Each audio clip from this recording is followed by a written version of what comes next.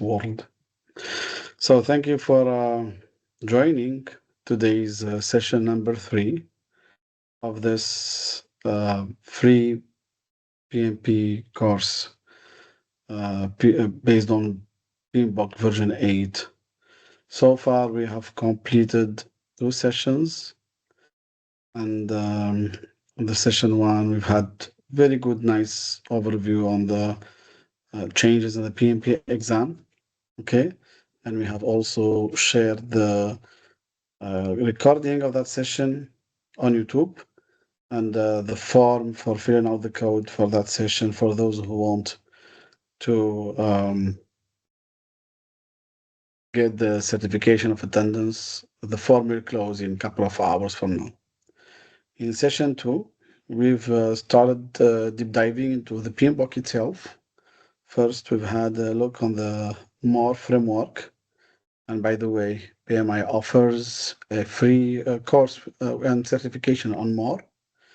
Then also we've looked into the principles, the 6 principles as defined in the PMBOK 8, the mindset which PMI encourages project management practitioners to have, okay? And of course, the very, very important part, which we covered in session 2, was about the performance domains, okay? Now, the changes, I mean, the term performance domain was used for the first time in PMBOK 7, but the structure of the form is kind of similar to what we are used to with PMBOK 5, PMBOK 6, PMBOK 4, etc. All right. Today in session 3, we will cover a very, very important topic. Honestly, as a project management practitioner, I think it's one of the most important updates in the PMBOK because it really shifts the focus on what really makes sense and what brings value to the organization, to the project, and what the project manager should focus on, which is how to define, create, deliver value, and how to be sure that we really have delivered the expected value. All right. Now, before we start going through the slides, I will tell you something. I probably told you about this in the first session or the second session, but I remember there were times in our profession as project managers where following the process correctly was considered as a good job, a good job done by the project manager. So if a project manager had all the project documentation properly stored in the database of the project or online wherever it's stored or in the repository of the project, if all the documentation was up to date, the project manager correctly followed the project management steps, phases, processes, whether it is scope management processes, schedule management processes, change management processes, resource management processes, stakeholder engagement processes, that was considered done right, a good job, and the project manager, was considered as successful in his or her project. However, there is a trap, and this trap that many project managers fail into, which is following the process strictly as the book says, doesn't always mean that you were successful or you have successfully managed to create and deliver the value that the customer wants or the sponsor asked for or the stakeholders and users are expecting and waiting for. Okay?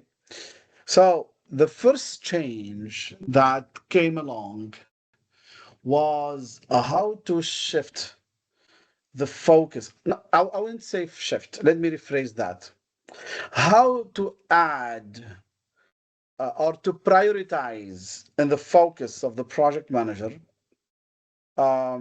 value creation even before strictly following processes. Now, here there is a small trap which we want everyone to pay attention to. Prioritizing value creation or value delivery in entire value delivery creation and delivery doesn't mean that we downgrade the importance of following the steps, the processes, the rules. No, it's not that at all. But it's just that it's got more importance now. That's the first shift. The first shift that is being introduced now to the profession of project management is really how can you, as a project manager, all the time make sure that the compass of the project is oriented towards value, whatever that value is. And this is one of the toughest things a project manager can really do and excel at doing. Imagine you have a compass in your hand, and all the time you have to follow the way of that value because that value can shift. Can change its way. Today it's on the right, tomorrow it's on the left. The next day is straightforward, then it's a little, north, east, northwest, etc. So imagine that. So that's now what the focus, where the focus of the project manager should be. That's the smaller part. Now, that's the smaller part. If we manage through the different coaching and training and courses we deliver to the project management community, if you manage to help them focus on, following the trace or the path of the value, that would be a first success. Now, here comes a bigger challenge. By the way, I'm still on page 97. I haven't changed the page yet. I'm still on page 97. Okay? This is a small introduction. However, here comes even a more important change that now companies need to consider, which is it enough to teach the project manager how to focus on value, or do we need to provide the project manager with an entire system for creating and delivering value? And it's not exactly providing the project manager, but rather installing, having in place an entire system, okay? Because to be able to assure the value that the organization is expecting, okay, it is no longer just about the project, because maybe the project is actually the project manager, the project team, they're working hard on creating that value. However, the system is not compatible, or actually the system creates blockage. Okay, so for this, the entire shift should be, on the system. Like the shift should be on the entire system altogether in order to be able to create and deliver that value. Now, delivering a presentation or a report, a progress report to the customer, or a presentation of where we stand is important. But actually, what is even more important is to hand over to the customer a piece, an increment of value, a part of that value they expect, so they can see that the project is going the right path. Okay, what what could be value in a project? Okay, now we cannot define all the possible values actually, okay? Because for some organizations, value means the project brought money, financial benefits. For other organizations, value means we have happier customers, more satisfied customers. Sometimes value means we made some growth. Sometimes value means that we have acquired, or we got a larger part of the market, or we have increased our capabilities. Sometimes value, means we have reduced waste, for example, or we have improved quality. Okay, so value, the definition of value is really different. It depends on the answer, of the question why. Why did we undertake this project? For which purpose? Okay, what do we want to achieve? And value actually could be defined even before the project starts. Even since we are still, I mean, we are still in the feasibility study phase and the business case phase. Okay, sometimes it's important to define the expected value right in that pre-project phase, and then start creating and measuring that value throughout the project, during the project, and sometimes even after the project ends. And sometimes the value is still being delivered even after the project end, or even after the work was handed over to operations, or production or maintenance or whatever. All right. Now, when we undertake a project, the project will always have outcomes, okay? Value delivered, impact, outcomes, etc. Of course, we most of the time we look for benefits to have out of the project. However, there is a new term which was used for the first time in the PMBOK, which is the term dis-benefits. Okay? And for the first time, there is a comparison between benefits which we could get out of the project and also dis-benefits. Some people call them side effects, for example, okay, or side impact. Well, it could happen. So, for example, we undertake a project so we can make some financial gains, maybe also some non-financial value created, be able to positively deliver the value that the stakeholders are expecting. And all of that falls into the organizational vision and objectives. Okay. So whatever increases the value to the organization, the business value, that's called benefits. And most of the time, that's what organizations are expecting, and that's why they approve projects. So it is your role as a project manager, or as a member of the project team, or of the project management team. Okay, it is your role to ensure that you know what is expected, and what's the plan to create and deliver that, and along the way, how to cope with any changes in order not to lose sight on those expected outcomes or benefits. But sometimes the project could have also these benefits. Okay, some side negative impacts. It's like, for example, somebody who's ill and they take medicines, and the doctor tells the patient that maybe the medicines would have some side effects. Okay, so sometimes we undertake a project to create, for example, a new product, and that new product, theoretically, or according to our research, is so much wanted by the market.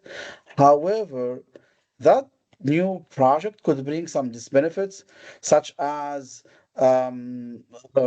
deteriorating the need by the market for an old product which we've been producing since 5 years already, because this new product we're creating, it uses the newest technology, so the old product actually will be obsolete, and the market will not be asking for it anymore, even though that old product, for a long time, it was our cash cow. For example, it was our major, or one of our major sources of income, for example. Okay, so usually these benefits are in the study phase.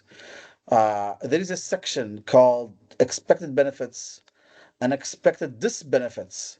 It's not always possible to identify or define potential disbenefits. Okay, but you should try as much as you can as a as a team who is creating the business case, ask for expert opinion, or people, or let's search for previous projects, lessons learned from previous projects, so we can check what could be potential negative impact on stakeholders, on operations, on overall value. Anything could happen that could reduce overall value. I would give you another example, but it's not exactly related to this benefits, because this benefits is, we means directly the benefits we've been having, or reduction in the value of the benefits we're achieving. But for example, if we undertake a project to build a new factory, but unfortunately that factory is polluting the environment around it, so the factory owners, or or the management of the factory, they will have to compensate those villages nearby. That could somehow not only touch on sustainability and environmental sustainability, but it could also touch on benefits, because actually that cost incurred to compensate the neighborhood or neighboring villages could be, calculated, or as benefits, for example. All right. Okay. So business value,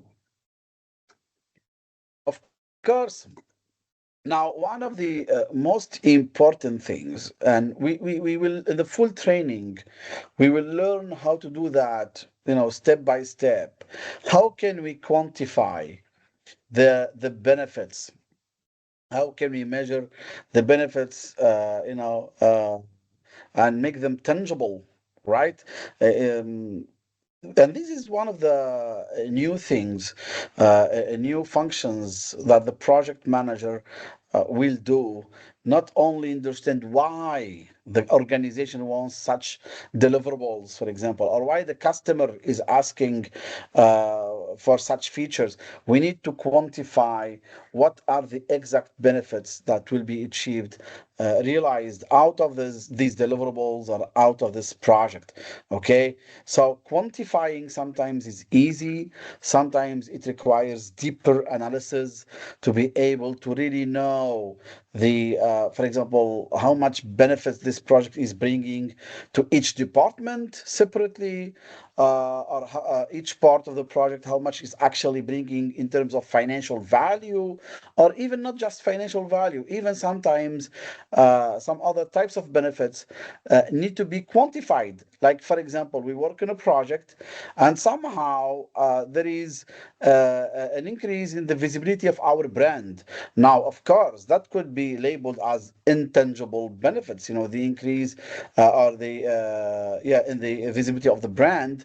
But maybe it's not necessary now for project managers to turn that into quantifiable measures, but the increase in your visibility, that could mean a higher turnover, or higher return on investment, or on project. Okay, so benefits could be tangible, could be intangible. In the PMP exam, I think there are 4 or 5 questions that touch on, or mention, at least mention. I'm talking about the new exam, which will start in July, which touch on, or mention at least types of tangible benefits and intangible benefits. So, when you are assessing the needs of the stakeholders, when you're creating your charter, when you're creating or you're basing, the charter on the business documents, make sure you really understand the tangible and intangible benefits, and you try to define that as early as possible. But still, sometimes definition of those expected value, that expected value can happen even in the middle of the project. So sometimes not everything is possibly defined right at the start of the project. Sometimes definition of expected value can happen even later in the project, because of changes, because of evolution in the needs, etc. All right. Now, we can have examples of tangible benefits, of intangible benefits. Now, we've talked about some of these, like, monetary assets, financial returns, increase in our monetary value. That's a tangible value, improvement to productivity as well. We used to have, for example, 10 errors per 1,000 piece. Now we have just 3 errors per 1,000 piece. Well, yes, that definitely can be tangible benefit. Okay, profitability, definitely. Holders of stocks, stockholder equity, all right, return on the stocks, that's also tangible benefit. Okay, increase in the market share that we used to have, for example, 20% of the market. Now we have 30% of the market, local market or regional market or international market. That can be a tangible benefit, because sometimes companies undertake a project in order to increase their market share. Okay, market share or increase in market share, it can happen through operational work, such as ongoing marketing, ongoing sales. So operational work, or it can simply, we could simply launch a project to increase market share. All right. Infrastructure capabilities, improving our capabilities in terms of infrastructure functioning, tools, technology being used, and all of that will have definitely some tangible benefits. Like, for example, we provide now easier access to our customers, to our platforms. Everything is automated. That means increase in our revenue, for example. Utility as well, some environmental improvements, etc. Some examples of intangible benefits, it could be, a goodwill. So we have better image, where we have, we are looked at a more positive company, for example. Our brand could be recognized now easier. Okay, making some public benefits, especially social benefits.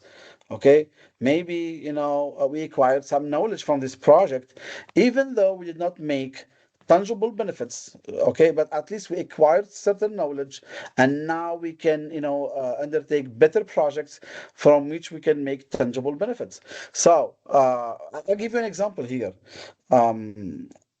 2 years ago, I think, yeah, 2024, we ran a project addressed to the community on LinkedIn, and we told them, oh, we have this project which would run for 3 months to use, LinkedIn community members who want to share knowledge, provide training in their area of expertise. So we provided them with the tools, with the structure of the project, and we told them, you're not going to make any benefits now, okay? But maybe that will bring you some tangible benefits later on. And that's exactly what happened. So through that project, they acquired knowledge. They started building their brand, being recognized, having more followers, a larger community, and later on, all of that turned into tangible benefits because they started having people interested in their services. For example, being compliant. Yes, it's not necessarily tangible benefit; it's mostly intangible benefit. Even though being compliant can be calculated in certain way to show some tangible benefits by avoiding paying penalties, for example, for not being compliant with certain regulations or expectations. Okay, reputation, we talked about it. Improving the employee well-being. It could be, I wouldn't say side effect, but a value delivered out of a project, or it could be directly intended from the project. We cannot probably measure exactly how that well-being was achieved or how much we improved the well-being, but definitely on the long run, or in the mid-run, we can see that there is less turnover, employee turnover. People are staying, people are more loyal now. Well, that will later on turn into some tangible benefits. Okay, etc., etc. So these are just examples of tangible and intangible benefits. And by the way, in the PMP exam, as I said, there are few questions that mention some of these examples. Okay, in different projects. So we will have few, not in this course, but in the full training, we have a few questions that cover that already. Okay. All right. Now, what's the value threshold? Well, this is a very good question. Actually, this is a very good part of the PMBOK 8. All right. A value threshold is actually the minimum value that should be met in order to consider the project successful. Okay, if that threshold is met, that's acceptable, that's fine. With, project can be labeled as successful. Not reaching that threshold is definitely, the project then is definitely labeled as unacceptable. Okay, but there is another thing, and it's quite new actually in the PMBOK 8, which was mentioned in there, which is, can the value threshold be exceeded? Like, can we have more benefits from this project at the end of the project or in the middle of the project than what we expected? And this is now something new we have to look at deeper in the full training. How to know that we have achieved the threshold? How can we know that we have exceeded the threshold? Now, how also to report on that exceeded value, or the value which exceeded the threshold, the additional value, and examples of that. Now, in the PMBOK, there are a couple of examples, quite good. Okay, but the defining the threshold, especially, let me specify this, especially in quantifiable way. Okay, so let me give some examples. All right. Now let's suppose that we created a system, an IT system. The project was to create an IT system in order to automate the email correspondence between the project stakeholders, for example. Right? Well, if all the purpose or the expected value is all communication is automated, that's good. Now, if we have all communication automated, that's fine. We made the threshold, we achieved the value, that's good. But what could be an example of exceeding that? Now, imagine that brought us actually a higher customer satisfaction, and that generated to us 30% more in number of users, for example. We did not expect that. Okay, some of the stakeholders were so satisfied that they brought other stakeholders or other users to be part of this project. Well, value was threshold was exceeded, for example. All right, so this is something quite new to project managers, and it's very specific to each project, is each industry, but it's always good to define the value threshold in numbers. Again, I say in numbers. All right, not just qualitatively, but quantitatively as much as possible. All right, good. Now, this entire these entire definitions and concept of being able to create and deliver value, as I mentioned earlier, the shift actually focuses on two paths. First path related to the project manager, okay, as we saw in the previous slides. And the second path is on the entire system. Okay, how the entire components or all the components of the entire system can be related, maybe connected, to ensure that the value actually is, let's say, broken down from the top down to the lowest levels. Okay, so here let me explain to you this entire system, so then we can understand how the value is being managed in this system. Here we have our internal environment, the organization's internal environment, and inside that organization there is a system being built for value delivery. This term, system for value delivery, is not new. It was used even in the previous version. Okay, maybe now it's been presented in a clearer way. Okay, and also the organization has got its own external environment. The external environment, of course, will impact the project the programs, the portfolios, it can impact the value which was defined, can impact even the functioning of the project, or even the relationship between the different projects and programs. Okay. So usually a company has got its vision, its plan, long-term plan, long-term objectives. Okay, that vision will be defined or explained through a mission statement. Okay, what's the company's mission? For example, in 2026, the company would like to be 100% digital, go 100% digital in most of the departments and areas, divisions in the company, for example. All right. Now, that mission will be translated into the organizational strategy and objectives. All right. Those objectives will be broken down by division, or will be broken down in form of portfolios. Since a portfolio is a group of projects and a group of programs. So it's a group of projects and programs together. And a program is a group of related projects.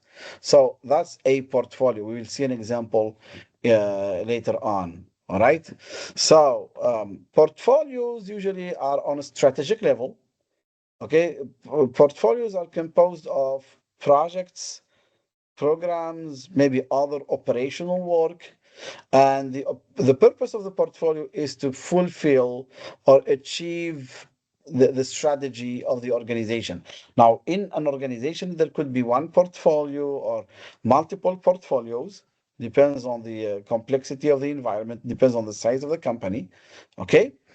However, now, since everything is cascading down from vision to mission to organizational strategy and objectives to portfolio level, okay, providing strategic planning for the different initiatives.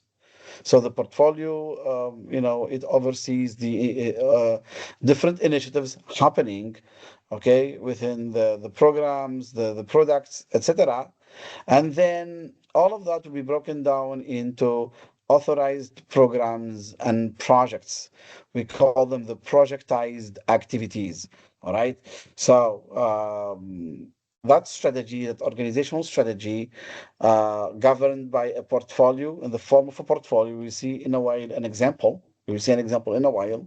Then the different programs and projects will be authorized, will be defined and authorized, and then the build up of the value will go now backwards from the lowest level, going back up, and from one level to another. The value is being verified. Has it been achieved?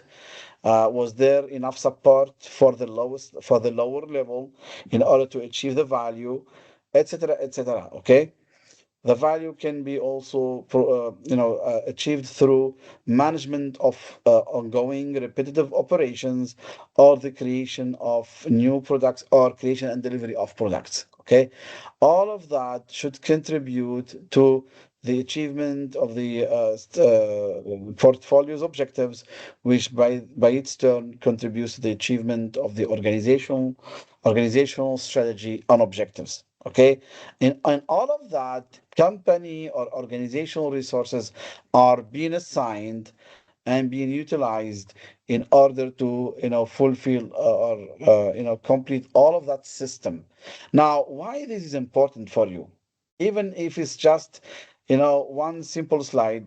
In the training we have more slides, the full training we have more slides, but let me tell you this: how many times did you find yourself stuck in a project, or in a program, or in an assignment, and you couldn't proceed further because actually there is a blockage in the system? Your department is working on something that is contradictory to what the other department is working on. Okay, how many times did you find yourself in a situation, either you or your colleagues or your management, where conflicting expectations exist between senior management. So one senior manager wants this thing, the other senior manager wants that. Their expectations or their needs are conflicting, and that impacts even the progress on your initiatives. And sometimes your work or your project is blocked because of that. I think all of us have gone through that. And why did that happen? Because of the absence of a very well functioning system for value delivery, because the structure was not clear, the roles were not clear.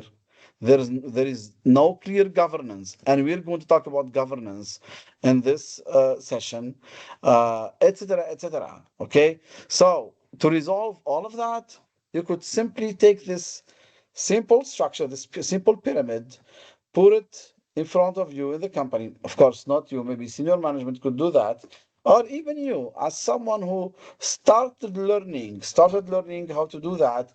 You could take it, you could put on a, use it in a meeting with the management, and everyone now will start by, from senior management to the lower level of management, start by defining the vision, then the mission, then what are the organization's strategy and objectives, then define portfolios on a strategic level, then inside each portfolio, programs, projects, any other operational work or product development work, etc. How, and in the meantime, or in all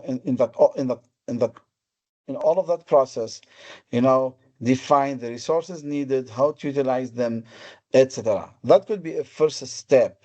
Okay, if you want to contribute to the creation of a system for creating and delivering value, right? Now, of course, that system, if we break it down further, now we take an example of a portfolio. Here you see that portfolio has got a program and a sub portfolio. Then that program has got a sub program in it. And then there are projects, whether in that sub program or directly in program B or even in the sub portfolio A, etc. Okay, those projects could be for the purpose of creating new products, or they are just projects to deliver different types of value. That value could be delivered at the end of the project, and everything stops there, or that value could continue through operations. Okay, let me give you an example of value that continues through operations. Imagine we entered in one of those programs. There is a project for creating a website for the company.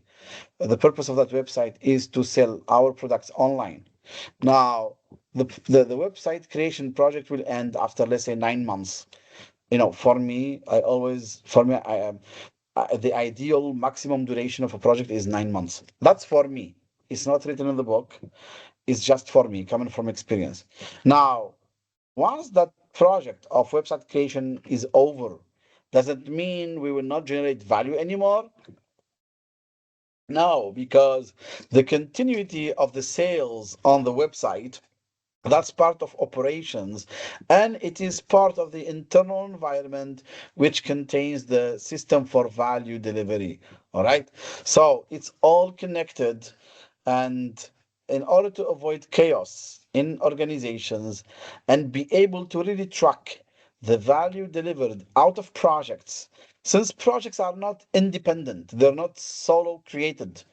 Most of the time, let me tell you this, most of the time, projects belong to a certain structure, whether it's a program, a portfolio, a higher level, or maybe even if it's part of a larger structure, such as a product life cycle. Sometimes we run a product for a few years as part of its life cycle, and through those years in the product life cycle, there are projects, and we will see that in a while. We have a slide in this session to explain to you how we can have projects in a product life cycle. In one product life cycle, we can have multiple projects. So why do you need to learn all of this? as people who are preparing for the PMP certification. And the PMP certification is rather on a project level, not on a program level or on a portfolio level. That's because, and let me tell you this, and actually that was expected. Um, the new PMP certified professionals starting July, they really need to understand the full picture. There are a few questions about product life cycle more than before. The entire system for value delivery, how a project is part of a program, or how the work is the entire. I mean, the project and the entire work is part of a larger portfolio. So there is a bigger focus now on that. Since before, we could have some solo projects, but now it's better to have a full, clear structure in order to help organizations avoid that chaos and at the same time be able to have that system that functions without any blockage, as we talked earlier, how sometimes members of management in the organization could block each other because this manager wants to have the most of the company's resources for their department because of their initiatives. The other managers also, they want to secure enough funds, enough financial funds or resources for their projects, and that creates a clash. And it's not sometimes easy to solve it. But being part of an entire system where projects are prioritized based on value, the same for programs. The portfolio needs to have that value really well defined. So then it would be easier to know which programs to authorize, which projects to authorize now, which would be authorized later. When there is clarity, there is a then we can have an entire functioning system in the organization or within the organization in order to really achieve the organizational strategy and objectives. Okay. Now here's an example. Like, take a company called the World Tech Solutions. This is a growth portfolio diagram. All right. So in this portfolio, we can have multiple programs. Like program one, this is for the modernization of the services. Program two, this is for the expansion towards the new markets, and also for client engagement. And program three is for operational excellence. Now, inside each of these programs, you can have multiple projects. Okay, in program one, we can have a project about automation solutions and AI integration. Another project for cloud services modernization. Okay, for the operational excellence, we could have a transition towards agile, becoming more agile. Okay. And also, we can have another project for automating the processes, for example. All right. So, these are just examples of a portfolio, the programs, and the projects inside each program. Of course, we'll go through more details of the full training regarding this with more examples, but at least it helps everyone maybe understand how the entire system functions. Now in this free training, we have people who are already our students, who already were part of our training program, with the current version 6 and 7. Okay. And who know our slides, which we used for portfolio and program. Now let me tell you what's new, guys, with the version 8. And let me be honest. Let me be honest. It's true that I do my best to help students prepare for the PMP exam so they can pass and celebrate. But really, what I try to do the most is to help the students know how they can excel as project managers, and not just project managers who follow the book, who follow the processes, who know the steps, but project managers who can think out of the box, who can have a full picture, okay, of the entire system, this entire system, all of this with external and internal environment, and yet they can still focus on their project, on their team members, on their resources, on their charter, on their sponsor, on the expected value to be delivered from that project. So I want to help people to be those project managers, or better, those project management professionals who can have,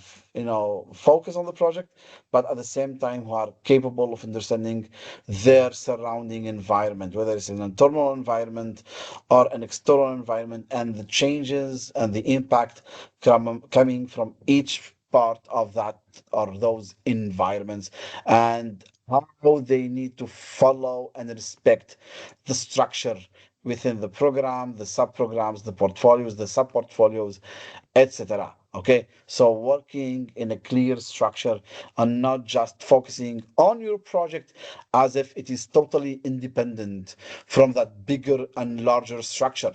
Now, let me give you another example, which I personally have lived, and probably some of you have lived as well. I remember, I think probably 12 years ago, maybe, I was assigned to a project, and I was very excited about this project because it was based on newer solutions, new technology, which was not available before that. It was okay.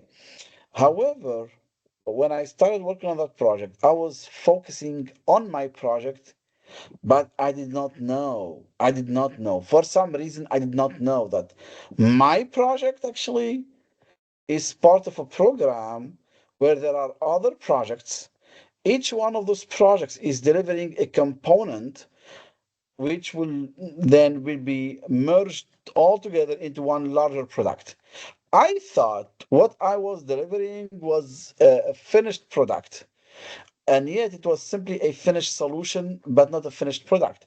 Yes, it was a solution that functions, but together with the other solutions being delivered from the other projects, they were all going to be merged into one larger product, which was supposed to compete with another product in the market, because that other product in the market was so much in demand, and we wanted to create in the organization a product that would compete with it. And we wanted to secure at least 20%, I think, or more of the market. Now, I did not know this. I didn't know anything about the external environment. I didn't know what's going on in that market. I did not even know which market are we targeting. I thought I'm just working on this project, um, which will deliver this solution. And I thought it was for a particular customer, maybe. Actually, it was not. So you see how I missed that full picture. And by missing that full picture, now let me tell you what happened. I did not identify the most relevant stakeholders. I did not have the most proper direction from them. I missed to share updates with them. I missed to understand the integration of my solution with the other solutions, and what to consider, what to take into consideration, and many, many other negative impacts. Why? Because I missed to understand the full picture. All right. So imagine, for the simple example, I just try to simplify things for you, because I lived that for months and months. I remember in 2014 or 2015, I don't remember anymore the year, but that was the impact of me missing to understand how my project fits inside all of that system for value delivery. Okay. All right. So I think this was an important explanation to help you understand why it's important to understand the value for system delivery. Okay. All right.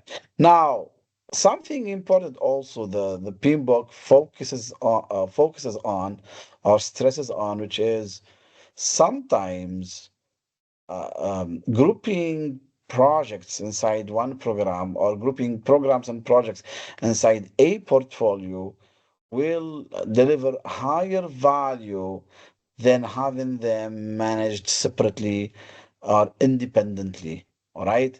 That means the resources are better allocated, risks are better mitigated, value is better created, or there will be higher perceived value, etc., etc. So it's not like we're grouping projects inside programs and programs inside portfolios just because of following structure. But actually, I think this slide will make you think deeper. Okay? Maybe grouping them means we can achieve faster or easier or higher strategic goals. Okay? Etc. Maybe we can have better control on financials, on resources, or overcome risks in much easier way, for example. So that's the values we get from projects that are being grouped rather than managing them independently. All right? Good. Now, can we operate in an organization without, and having that system, but without having a governance inside the organization? Of course not. Now, what does governance mean and what types of governance are there? We will cover here just two basic types of governance, okay? Which is governance on organizational level and governance on project level, okay? Now, governance, those are the rules to be followed or respected in order to make sure the project is compliant, and that it follows all those rules, whether they are coming from the legal and the regulatory environment or from within the organization itself. Okay, that governance will help us know, sometimes the how to follow the right decision making process. Let me give you an example. I was working in a company almost 15, 20 years ago where there were internal governance rules. So whenever our team needed to go on a business trip to a customer location, if it's outside of the continent where we work, so we're going to a different continent. So if we were going to another country in the same continent where we are, so we did not need to have approval on company level, approval on project sponsor level, or project steering committee level was enough. But going from one continent to another, that required the integration of management from the company, up to three levels from the management structure. So that's a governance system I need to take into consideration when planning for my team's trips, business trips. Okay. So governance on organizational level includes all the policies, processes, the decision-making processes, any mechanisms, etc., which the projects or which will govern the entire uh, organizational work, including the projects themselves. Okay, so and not only projects, they even govern operations. That's called organizational governance. And usually, you can either get, as a project manager, ask directly about the organizational governance or the organizational process sets. Usually they include description of the entire governance or at least a big part of that governance. Okay, and we will see what organizational process sets later on, because anything from within the organization or even from outside of the organization could impact the way you work in the project, the way the resources are being assigned, and therefore the way value is being created and delivered. Okay, so organizational governance, as we mentioned earlier, that could include legal and regulatory compliance, so the rules to be followed. All right.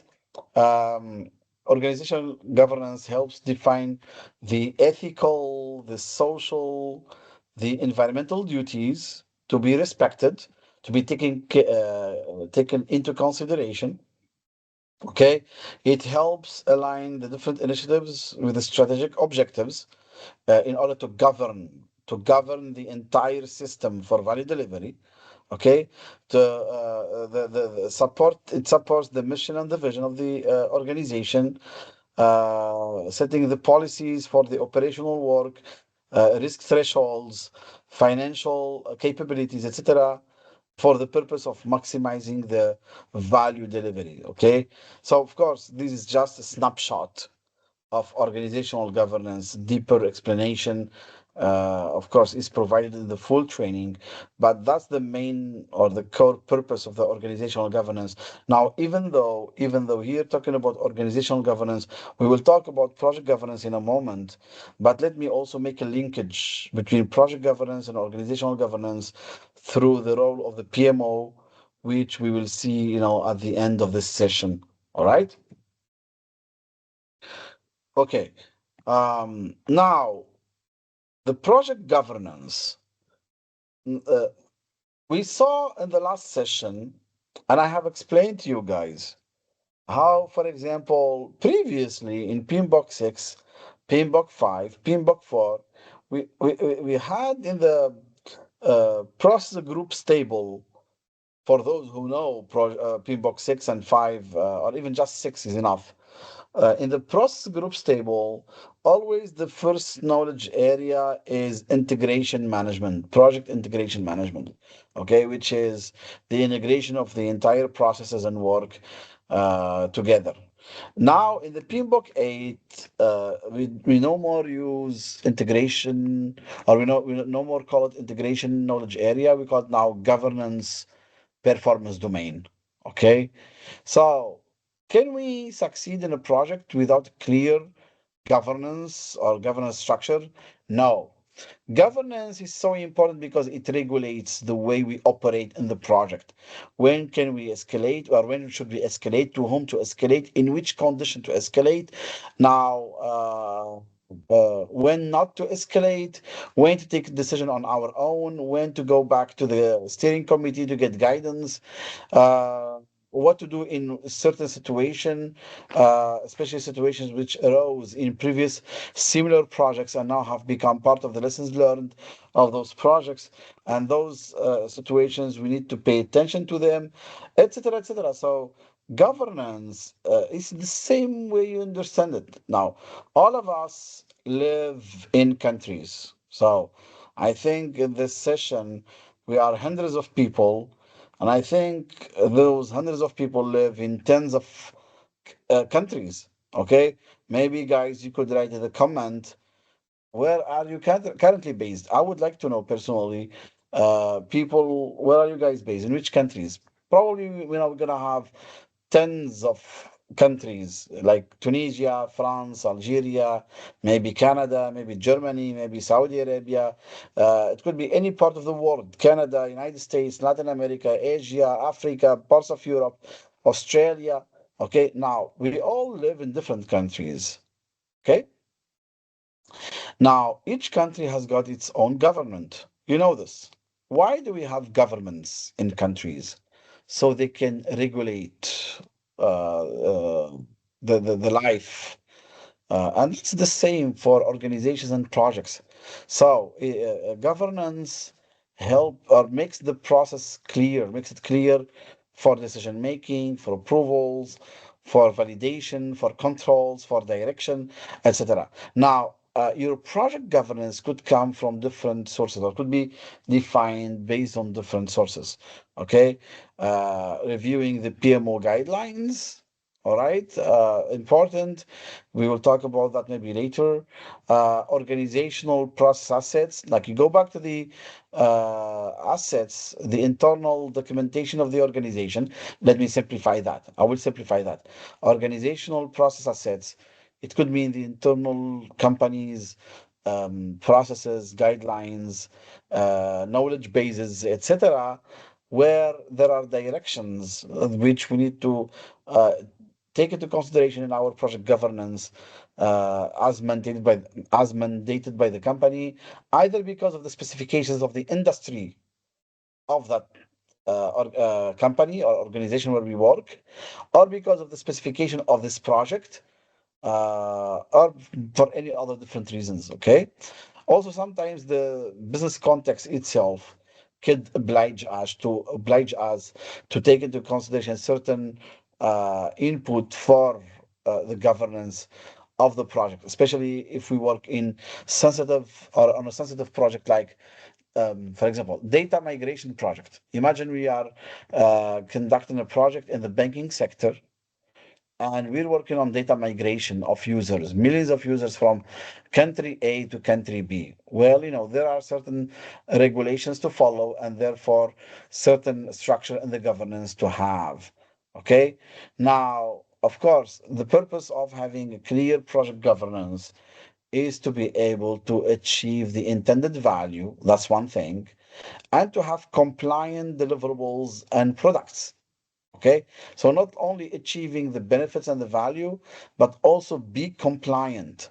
Okay, so we can maximize the chances of having acceptance or accepted deliverables and products, and not having them rejected. All right. So that's why it's so important to have governance. Now, of course, governance in the process mapping table in PMBOK 8 is not only about this. Actually, it also includes other processes which we already talked about in session 2. So anyone who missed that, go back to session 2, review it, and it's very important to do that. Now, we can have projects which are self-governed, okay, because they're very specific projects. We have specific contract with a specific client, so those projects will be self-governed because they're unique, or they could follow structured governance as mandated by the PMO or the organizations, following the organizational governance, etc. So governance could be both self-governed or structured. Okay, but what matters the most is, okay. First of all, let me touch on the PMP exam. In the PMP exam, there are both examples. Okay, at least in a couple of questions. Okay, some self-governed projects and some projects following the structured governance from the organization, from within the organization. Okay. Why is it important to know this? As I told you, PMBOK 8 elevates the spectrum of the knowledge of the project management practitioners. It really widens it a lot, because maybe I will not say this officially. Maybe I will not say this officially. We will talk about it in session 4 on Wednesday. So on Wednesday, 11th of March. From my own point of view, and this is my own opinion, okay, widening the spectrum or the scope or the focus areas, the knowledge areas, actually, I would say, of the project manager is not only due to the fact that the project is not in isolation. The project is not an isolation, it's actually part of an entire system. So therefore, the project manager need to have higher skills, whether it's business acumen skills or even sometimes strategic skills, okay, and not just ways of working and power skills. But I would say something, and this is my personal opinion, okay? This is not mentioned directly in the PMBOK. This is my own personal opinion. The integration of AI, of artificial intelligence, and this is what we will see in session 4, which focuses in part of it on AI and the use of AI in the projects. I think we will have very, very nice and very attractive slides about artificial intelligence. Since there is use or more and more usage of AI in projects for automation, for providing insights, for creating instant, reliable data to make informed decisions, and many other areas where we can use AI in projects. I think since the project manager, by using AI, will have, let's say, a lot of time consuming tasks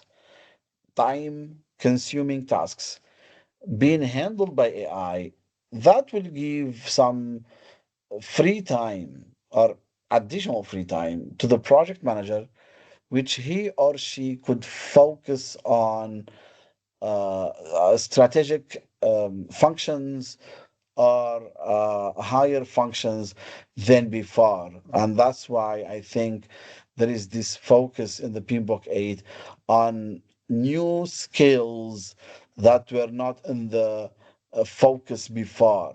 Okay, this is just my opinion. So just for you to know that the definition of the role of the project manager is changing. It's keeping the foundational part of it, which is a person, the project manager or the project management team. Let's say the project manager is a person who is responsible or accountable actually for the project success.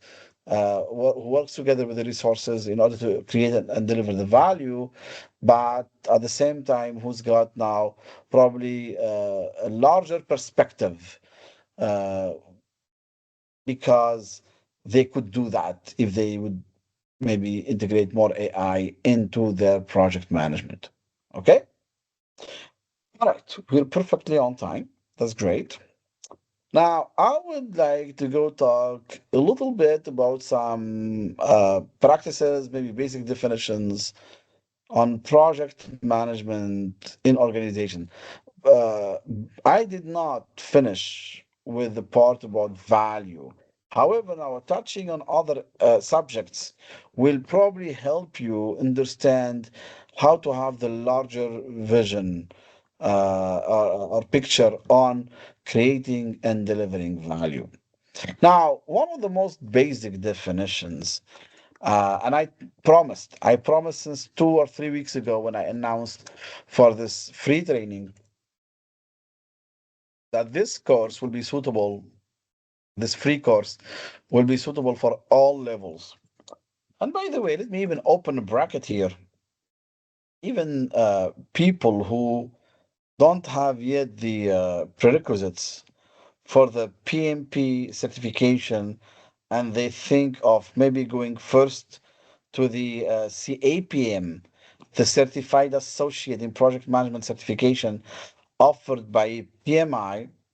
Now, even for those people, a lot of the content they see in the CAPM is actually part of it taken from the larger and the bigger PMP course, but of course on more basic level.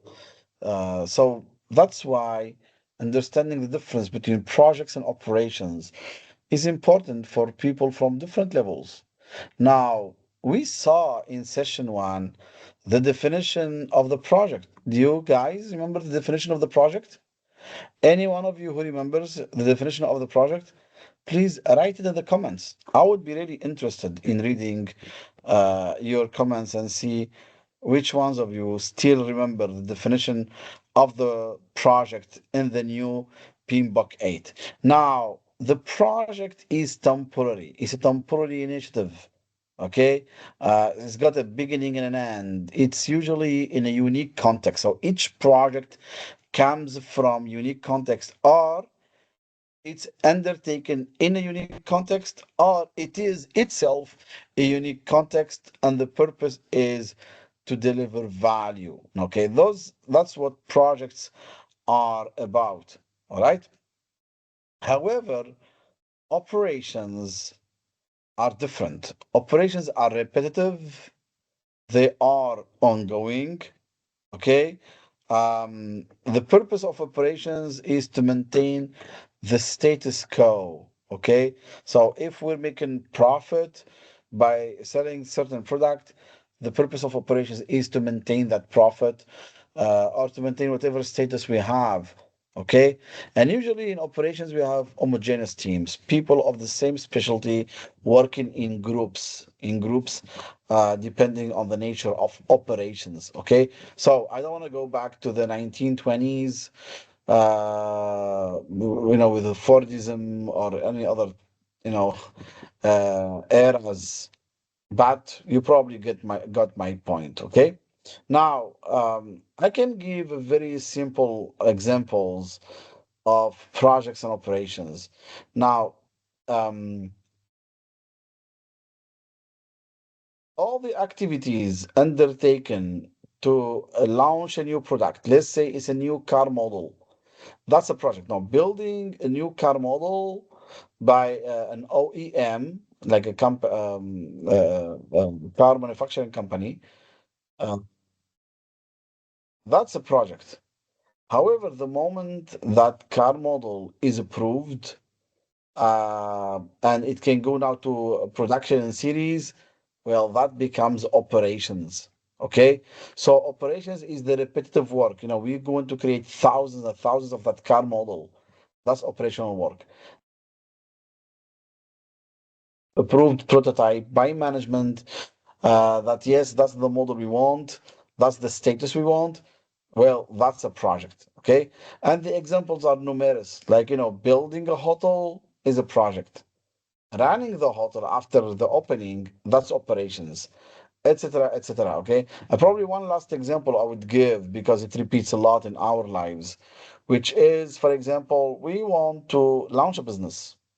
So, of course, before launching the business, before opening the business, you need to undertake a lot of activities, like, defining the business, finding the place, renting the place, or building the place, hiring the resources, training the resources, preparing all the documentation, legal stuff, etc. Contacting the suppliers, conducting the contracts with them, preparing everything for the business. So all of that is a project. However, the moment the business is opened on the opening day, we don't more talk about the project. Now we will talk about operations. So running the business is operations. Okay? All right. Now, I wanted to have this slide specifically about different examples of operations for a very important purpose. And I hope that all of you are focused and concentrating with us to understand this. Now let's talk about different examples of operations or operational activities or operational areas, like sales and marketing, supply chain, maintenance, laboratory operations, IT services, human resources, manufacturing, production, customer support, after sales service, finance and accounting, etc. Research and development, even though research and development is mostly projects. Anyway, so you see different operational areas. Let me have a question here. Can we have projects inside those operational areas? Yes, absolutely. So how it actually goes, how the entire relationship between project and operation goes. So we usually start with a project to, for example, create a product or launch a department. Yeah, just launch a department. Yes, or create a new building for a new factory facility, for example. So that's a project. The moment the project ends, operations start, the repetitive, ongoing work. However, for each change, I mean, almost each change we make, to those operations, for example, we want to add another part or another component to that existent product. So adding that component, it's a work that could take probably 6 to 8 weeks, and that's a project. We're going to introduce a change to an existing product. So we have that existing product. We're creating it, and we're producing it on daily basis. That's part of operational work. But adding a new component to it, which is a change, which would take 6 to 8 weeks, that's a project. That project now will, after it finishes, it will take us back to operations, because now we will start producing that also changed product, which includes the additional component. So, we could have sales and operations, like, running the entire year. But maybe we could have, in that entire year, a couple of sales projects or a couple of marketing projects, because of certain events, celebrations, maybe because, certain holidays, breaks, seasons, etc. For example, um, a clothing manufacturing company. Clothing manufacturing company. They run their marketing campaigns, or they do their marketing the entire year. Let's say just some sponsoring on social media and on Google, for example. Okay, that's all what they do. However, during summer, summer is known in most parts of the world as it's a wedding season. Okay, so a lot of weddings take place in the summer. All right. So here, that clothing manufacturing company will have to run a particular project for a for a marketing campaign to address families or tempt families who want, to buy clothes for weddings, for example. Okay, so they see there is a project inside operational work. So operations here, marketing all year long, but there are a couple of projects in that year, and so on and so on. It's the same happens with human resources. Let me touch on human resources because it's one of the most specific areas. Can human resources, HR, which are, they have their operational work the entire year, can they have projects? Yes. For example, imagine the company decided to upskill 500 workers in the company. Now, upskilling those workers, that could be part of a program, part of a project, or even part of a program. So here, HR, they will run a project because upskilling, organizing the training, planning them, measuring the competencies of the workers, tracking the training, how they go, evaluating before, after the training, then providing the follow up, the etc. All of that is a huge project. So you see, HR also could have projects. There's an example of a project, maybe creating a new system, a new software, a new platform, to automate their work. That's another project, etc., etc. All right. So we can have operational work. I think all of us have worked or are still working in operations. However, and let me tell you this, probably this is one of the most important sentences you can learn in project management. Whenever there is a change in the operational work, and that change would last for at least 4 weeks and longer to implement that change, to implement it, then that change actually is a project and needs to be treated as a project. Okay? So, once that change is over, or sorry, once that change is undertaken, please manage it as a project. Make sure it delivers the intended value. And once it's over, then work goes back to operations. Please remember this. We saw that already I think, in session one. Okay. Now, how to define whether or how to know whether the project was successful or not. Okay, so measuring project success, it can happen, it can take place, during the project, or at the end of the project, or and even sometimes even after the end of the project. Okay. Now, how can we know that the project was successful? Well, if the project outcomes, and this is, I think, this is very, very important. If the project outcomes, they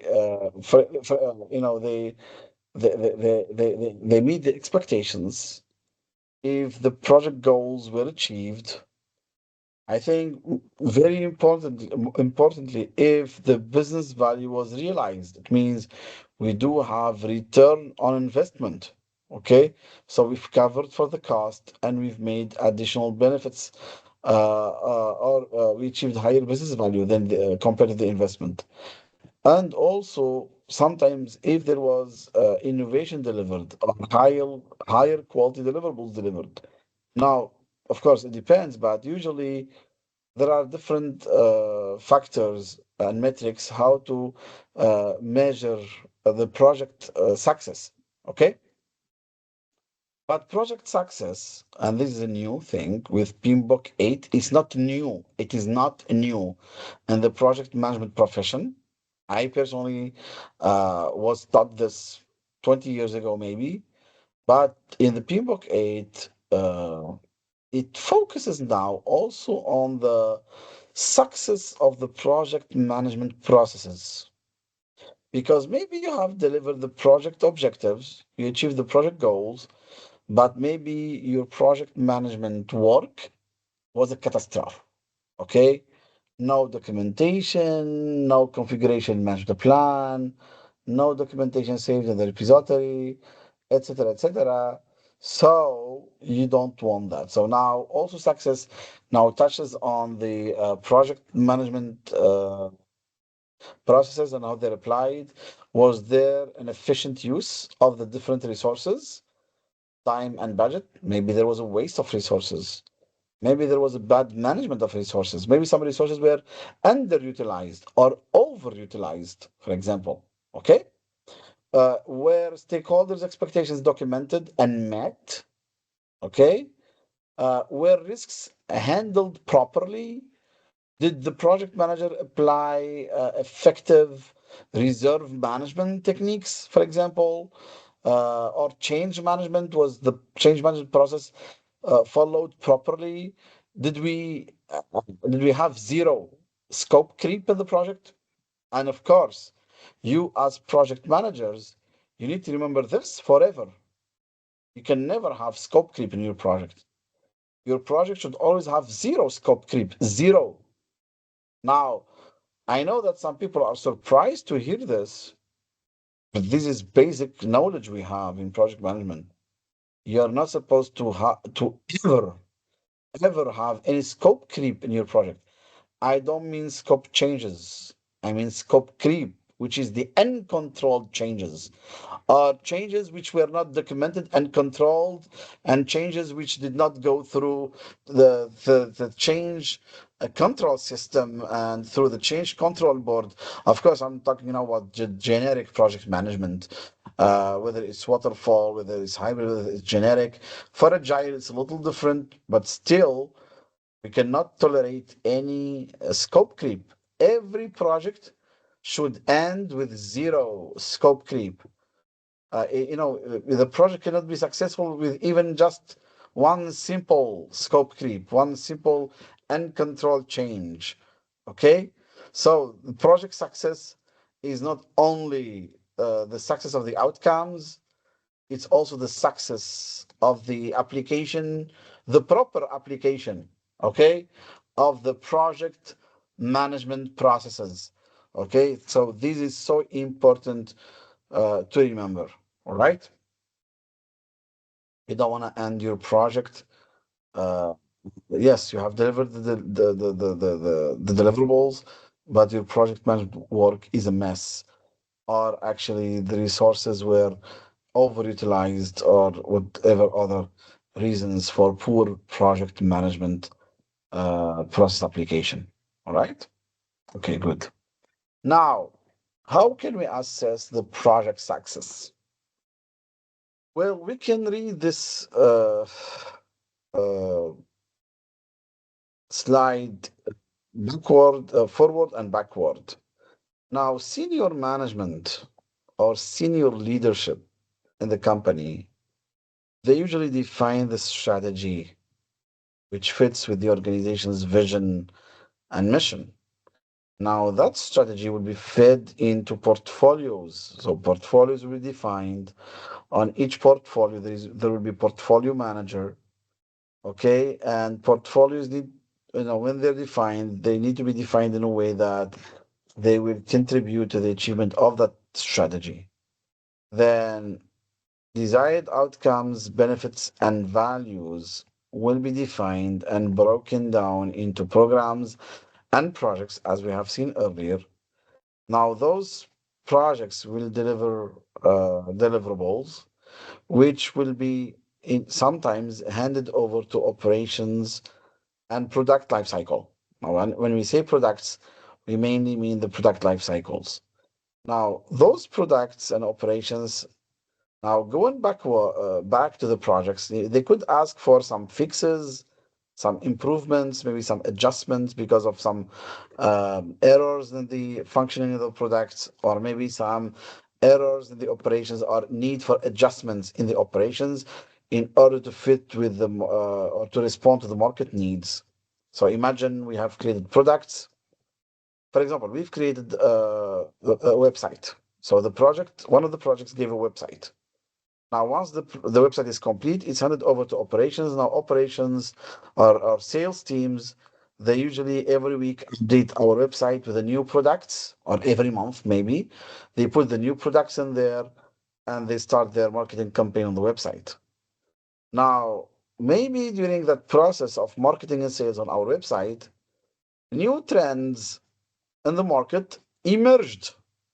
For example, now everyone or most of the customers, they want to pay through their blockchain, okay, uh, cryptocurrencies, not just in the regular currency.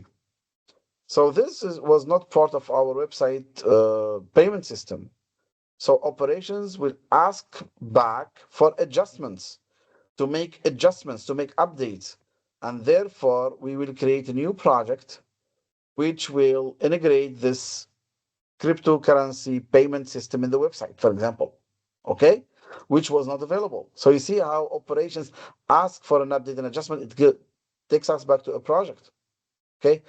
Generally, projects and programs, they will report back on their performance and their progress to the portfolios, okay, because the portfolio manager will oversee the different programs and projects they have in their scope.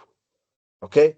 Yes, project managers can report to program managers, and project managers and program managers can report to portfolio managers on their projects and programs performance and progress.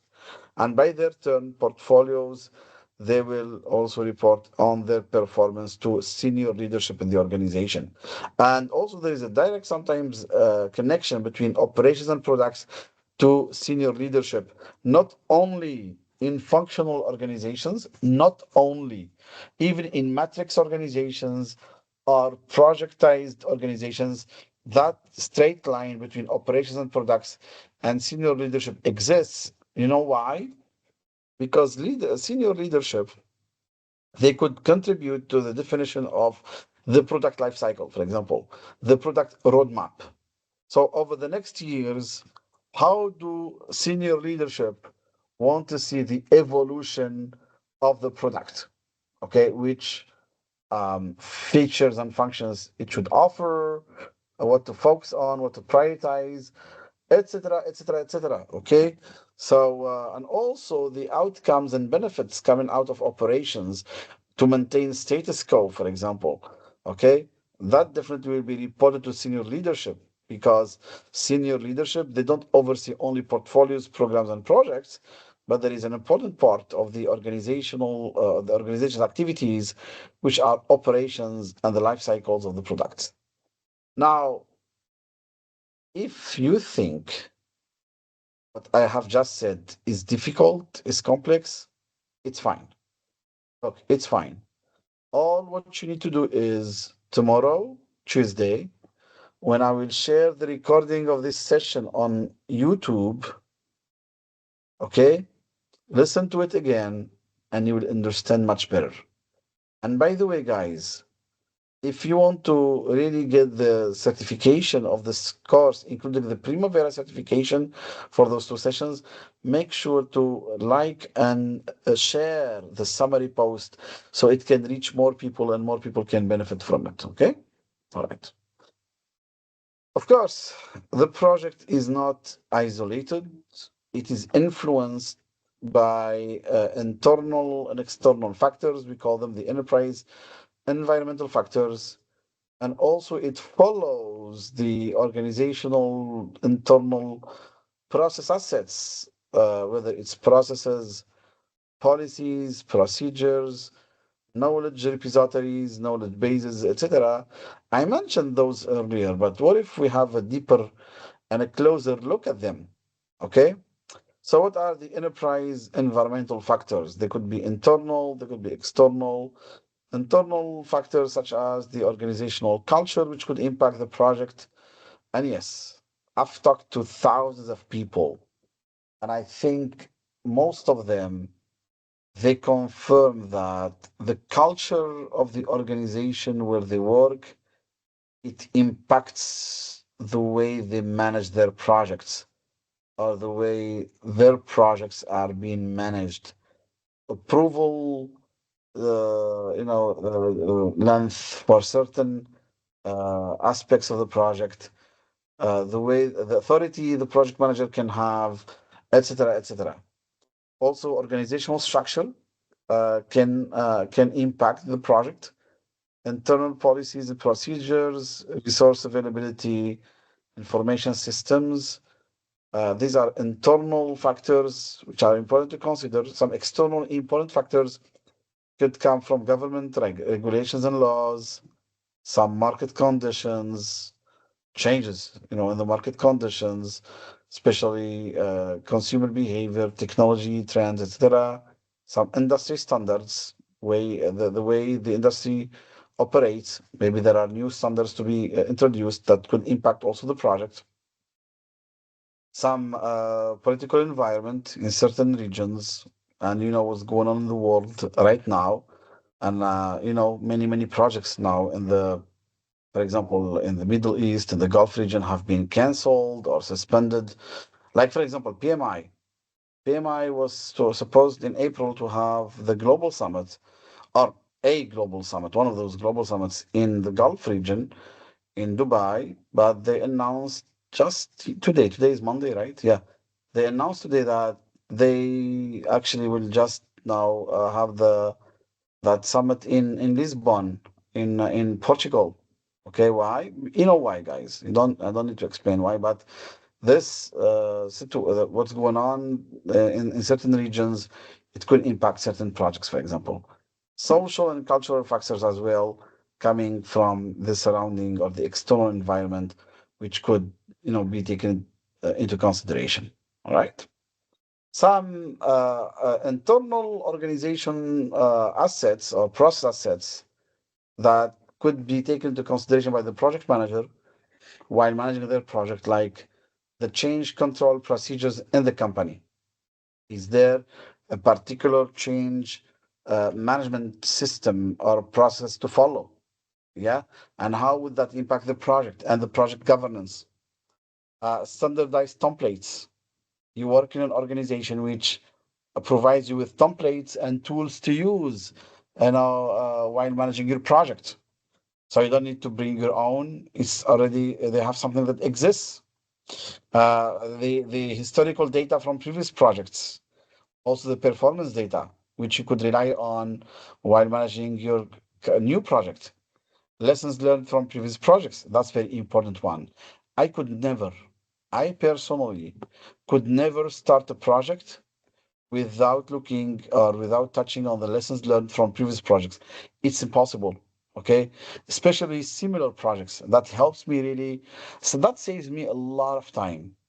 That helps me identify risks early, because looking at the issues that happen in previous similar projects, that can help me identify them as potential risks in this new project before they happen. Okay, HR policies and procedures as well could impact the project.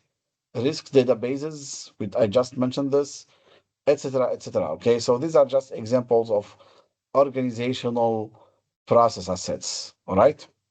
Now, um, there are different types of organizations.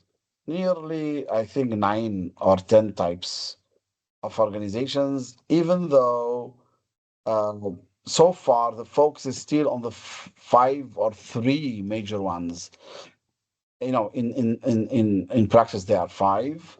Okay, so actually, let me go through the different types of organizations, and then I will focus on the ones on the table. Like we have the functional organization, the projectized or project-oriented organization, matrix organization in general. So these are 3, but matrix has got 3 types or subtypes: strong matrix, weak matrix, balanced matrix. And then there are organic or simple organization for small companies, virtual or network organization, multi-divisional, larger ones, and hybrid, which is a mix. Okay.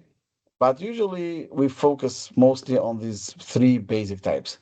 Now we will start with the functional decentralized organization. Okay. So it is functional because the work is organized per function, per division, per department. Okay. Uh, Here in this type of organization, the project manager's authority is really low. Okay. It's actually the functional manager who takes decisions about the project, the budget of the project, and the resources of the project. Okay. The functional manager usually it's the head of department, head of the company, head of division, depends on the size of the company. Okay. But the project manager's role usually is part-time. Uh, Most of the time is someone with a specialty. They have their own role, their operational role, but there is a change in the company. It's labeled as a project, so uh, they needed someone to be a coordinator. So it's like more of a coordinator rather than a project manager per se. And the project manager in a functional organization, they don't control resources of the project, and even for the project for the resources, priority is not the project, is rather the operational work. Okay, so this is the first type. The second type of organizations is the project oriented organizations. Those are organizations that most of their work is structured in a form of projects. So whenever there is an initiative or a change, it's undertaken in the form of a project.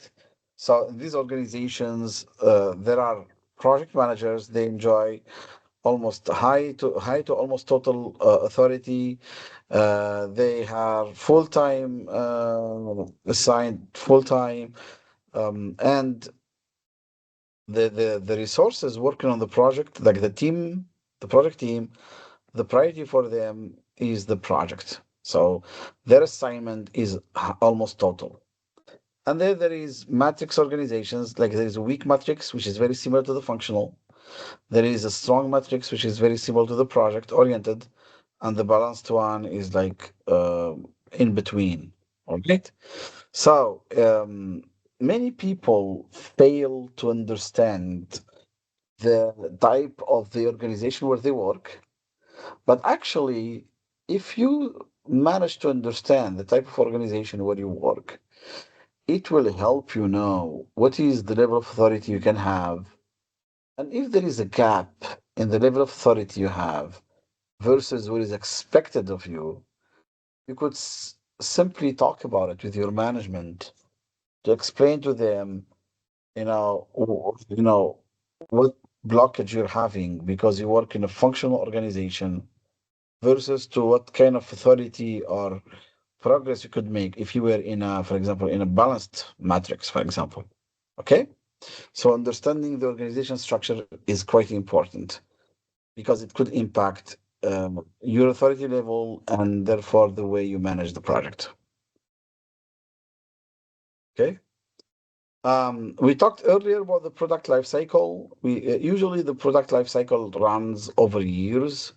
Okay, and in the product life cycle, we could have multiple projects. Those projects could be part of programs like a creation project, improvement project, having some additions project, making some revisions or fixes or improvements, etc. So, and those projects could be part of a program, not necessarily separate, and that those programs could be part of a larger portfolio. So the portfolio could run, over years, same for as long as the product life cycle runs. And this is something new in the PMBOK 8. We didn't have before these two levels here. We had only the product life cycle running over years. The product could go through different stages, like the introduction stage, the growth stage, the maturity stage, the decline stage, and then the retirement. And these stages they last years and years sometimes. Okay, so we could have multiple projects in each stage, Those projects in the various stages could be part of programs, and the different programs could be part of portfolio. Why? Because this gives more structure. So even programs, they could be sorry, even products. I'm sorry, even products they could fit within the system, the value delivery system. So everything we saw so far until now in this session, it contributes to explaining structure, the structure the project manager could understand and could perceive in an organization in order to be able to know all different factors and relationships from the internal and external environment as part of the system that could impact the way you manage your project, and therefore you create and deliver the value which would be part of a program's value, which will be part of a portfolio's value, which will be or which will contribute to the organizational strategy and objectives. Okay. Now, the project management team, okay, I mean, the project management team is not just the project manager and the execution team. There could be some other project management team members, especially for larger projects, because the project management work is big. So, not necessarily all the project management work is done by one person. Could be done by one person, it could be done by multiple people called the project management team. And there is the execution team, the development team, the technical team, who are called the project team members. Now, the project management team, they have various spheres of influence. Of course, the closest sphere of influence, the most direct one, is the sponsor. Okay. We did not touch on the sponsor in details in this small training, but in the full training, we touch on that. Then there is of course, the portfolio or the program manager or the PMO, who are the next sphere of influence to the core team, the project team. Okay. And there could be then after that the sphere of the functional managers, the operational management teams. Okay. Which are, they represent the larger part of the organization. And then you go out, you go meet the customers, the users, the business partners, sellers, suppliers. That's a wider sphere of influence.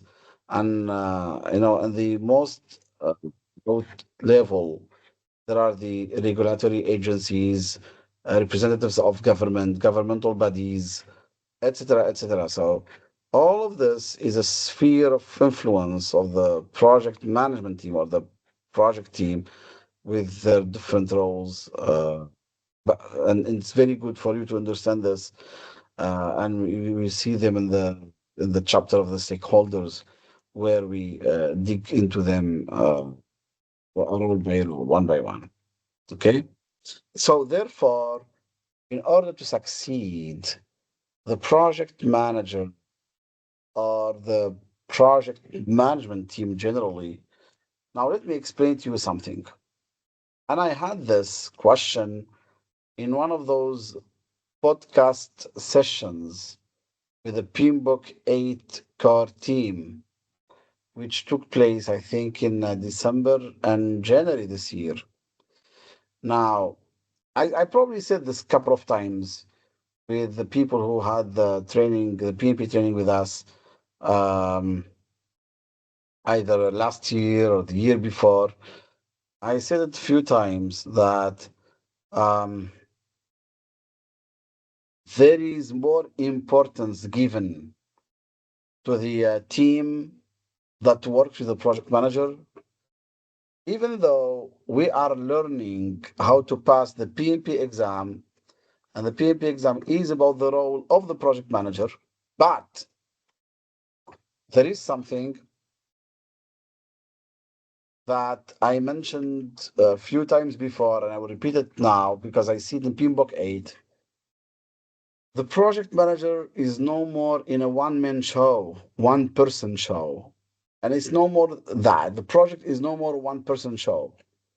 Actually, there is more importance now, dedicated and given to the entire team working with the project manager, and that is reflected in the different leadership practices, like empowering team members, like having some project management team members who could take some part of the project management work to help the project manager, since the project manager cannot do it all by themselves. Why? For two reasons at least. One, the spectrum, which we talked about earlier, of the different functions of the project manager, now it's wider. So the more knowledge we acquire in project management, the more we know that there is more to do by the project manager. And therefore, the project manager cannot now do it all by themselves. Before, project management was about, let me tell you something, maybe this will help you. If we go 30, 40 years back, the project management manager's role was actually about two main things: creating a Gantt chart and following up with that Gantt chart. So, creating a Gantt chart, which we call project plan, and monitoring, controlling that project plan. Really, 30, 40 years ago, project management was mostly about that. But over the years, more and more processes, knowledge areas, now we call them performance domains. I would call them practices. More and more practices and focus areas have been introduced to the project manager. Now, the project manager needs to take care of communications, of conflicts, documentation, uh, management plans, whatever those management plans are, reporting. Now, more and more techniques we're learning, like emotional intelligence, like data-based decisions. We don't have it in this free course, but it's very important part of the full course. It's informed decisions. We call them the informed decisions or data-backed decisions, and there are a few examples uh, which match what will come in the PMP in the full PMP exam, etc., etc. So all of that, all of that, and even more. I did not talk about other things. Are new practices that have been introduced to the role of the project manager. So therefore, the project manager cannot manage the project by themselves alone anymore. So, in some questions in the PMP exam, yes, it's the vast majority of the questions. It is the project manager's role that is being questioned. But in other questions, it is the team, at least the project management team. Okay. So some questions they touch on the role of the project management team and not only of the on the role of the project manager. Okay, because more and more practices, project management practices now are we are teaching, and it's not possible for one person to handle all of that by themselves. So this triangle in front of you, it's been introduced. I mean, not the triangle, but the latest version of the triangle was introduced, I think, 2020, 2021. Okay. This is the talent triangle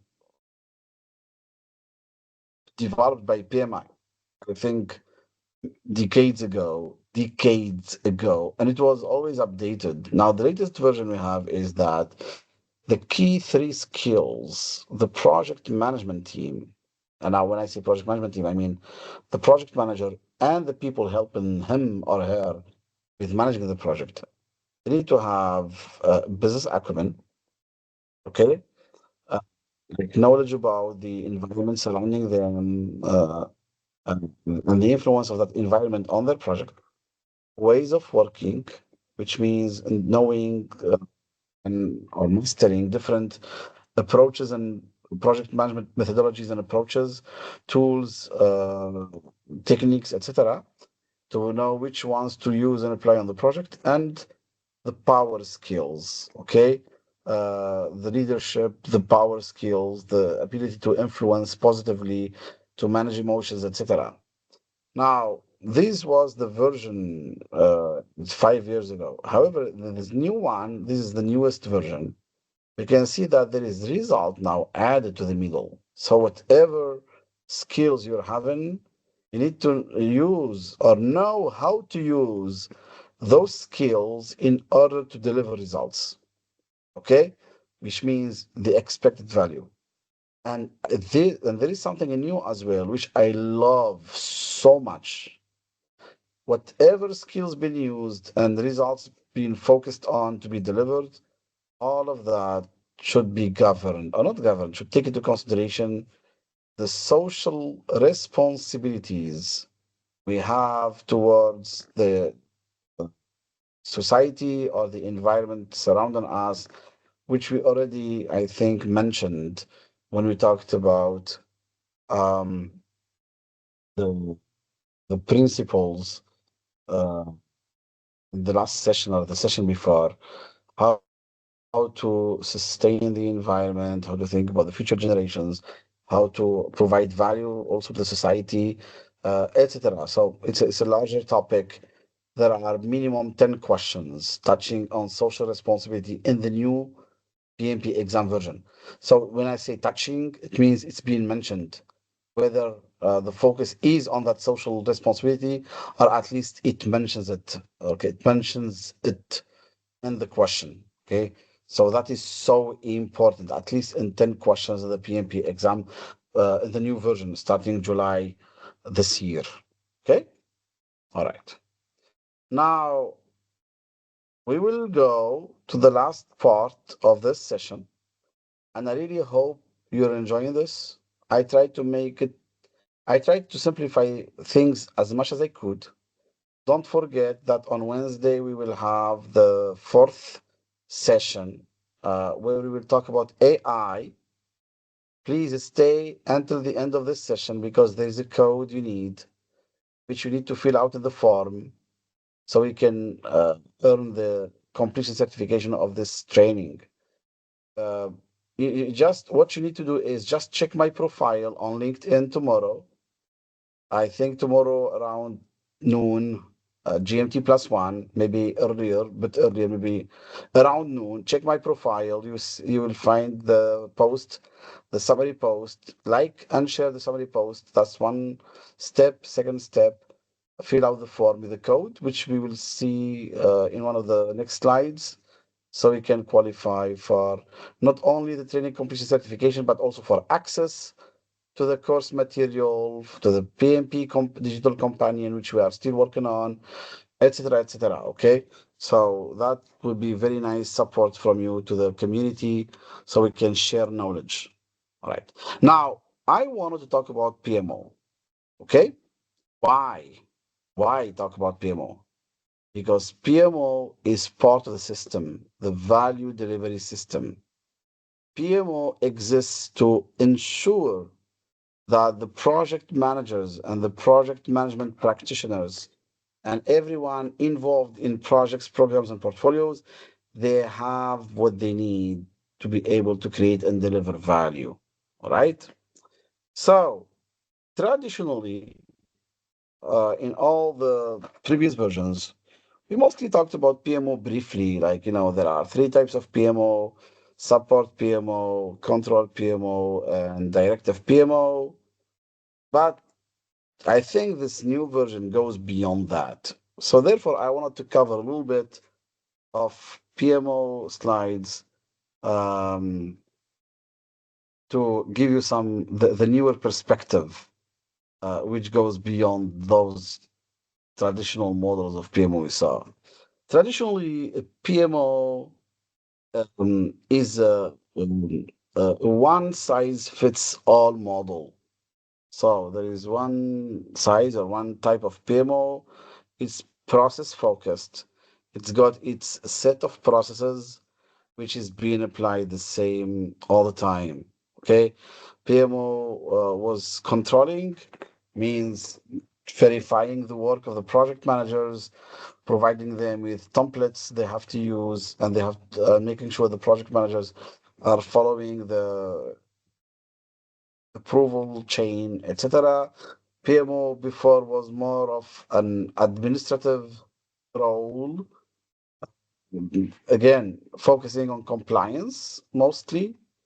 Uh, PMO was trying to emphasize the standard approaches and methodologies and sometimes even enforce them to make sure the project managers are following them using that approach, not having any possibility for tailoring, which is an important part of the project management practices defined by PMI to be able to tailor the processes according to the project needs.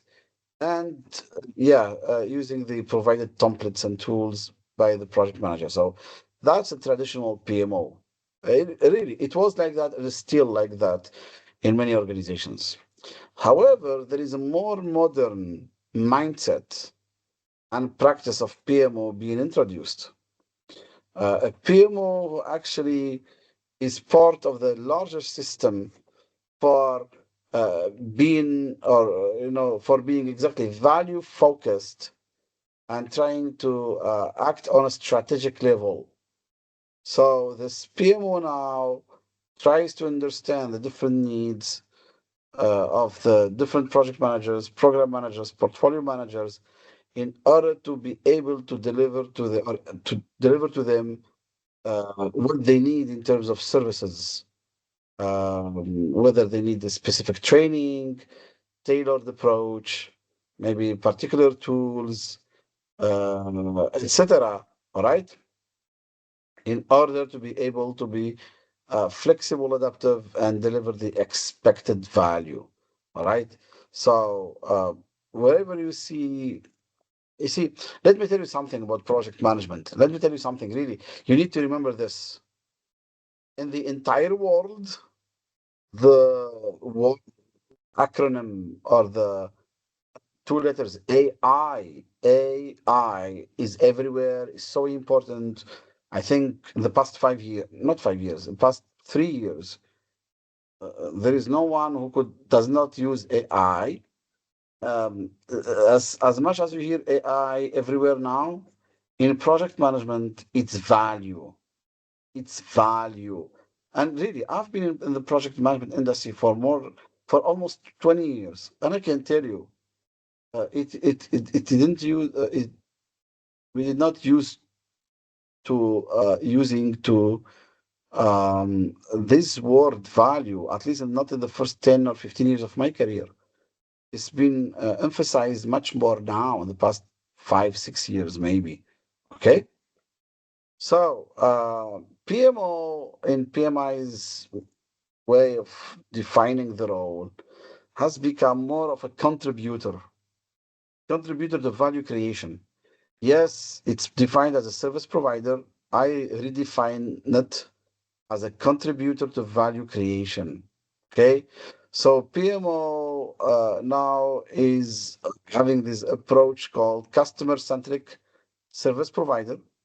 So who are the customers of the PMO? Is the project managers, whatever they need from the PMO so they can succeed in their projects, is the program managers with whatever they need to succeed in their programs, and the portfolio manager with whatever they need to succeed in their portfolios.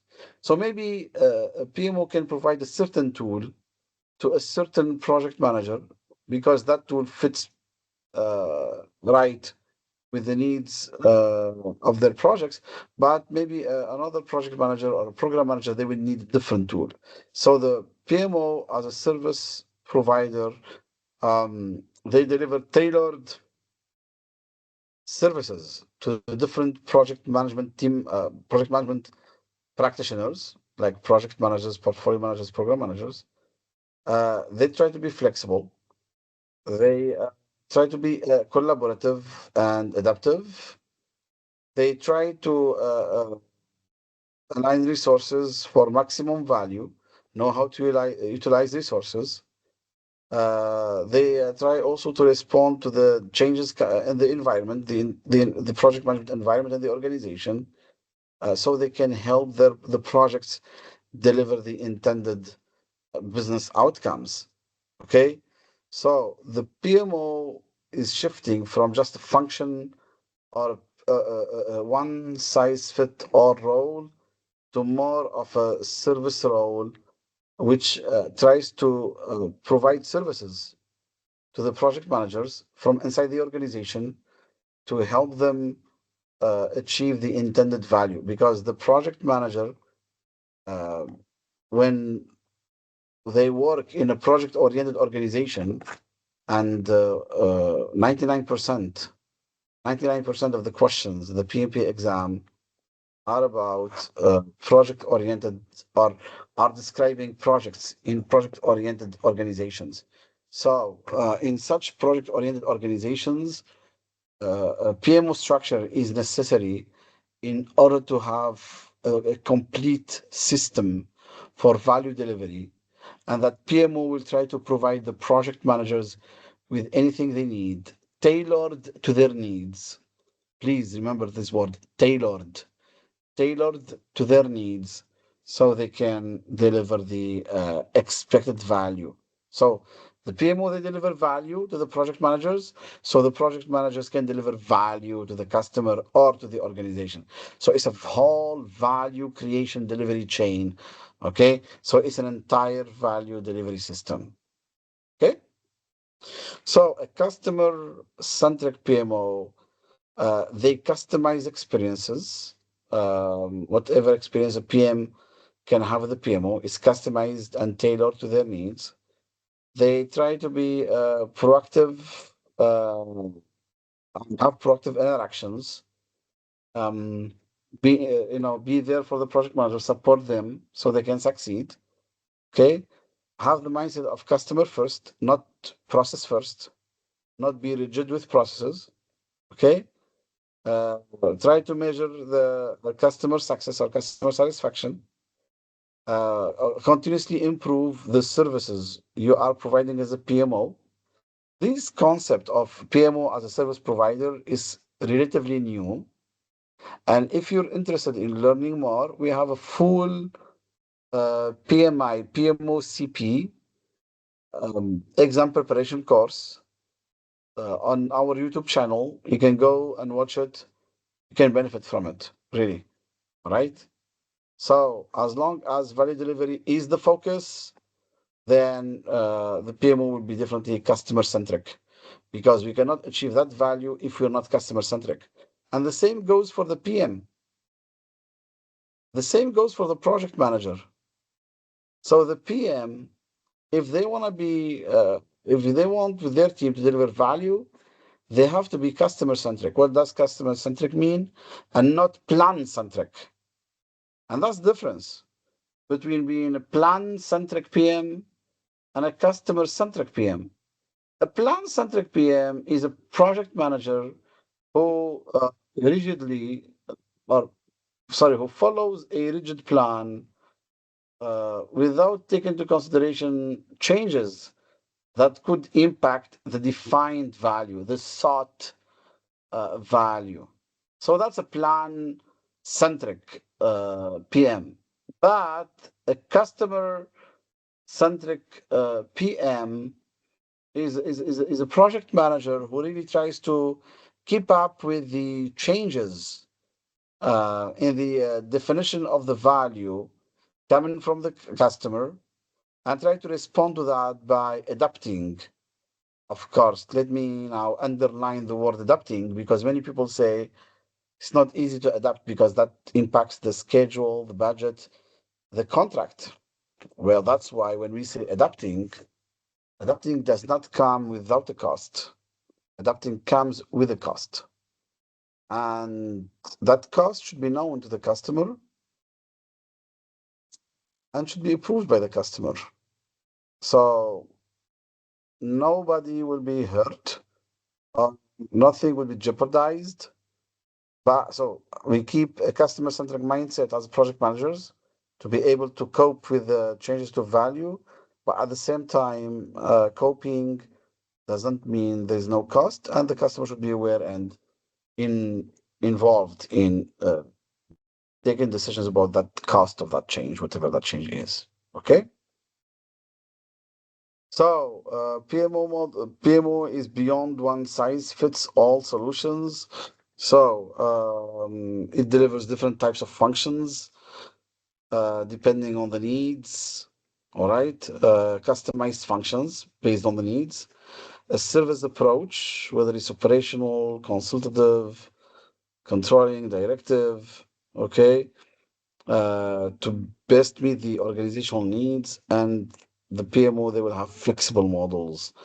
Uh, no, the PMO structure can adapt to the organization's unique needs, context, and it should promote flexibility in project management approaches, right?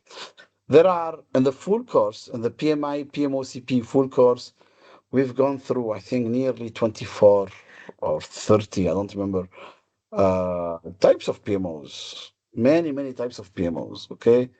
There are enterprise level PMOs. They're called the EPMO. Okay, that's a very important one. There is agile PMO. There is strategic PMO, departmental PMO, functional PMO, even though it's kind of rare, but yeah. Supportive PMO, operational PMO, consultative PMO, directive PMO, controlling PMO, um, tactical PMO, whatever. There are many, many types of PMO, and in the full course of PMO on YouTube, you can learn more about them. And the PMP and the PMP exam, um, we touch a little bit on enterprise PMO, the three traditional types, which we usually have, like the support, the controlling, the directive.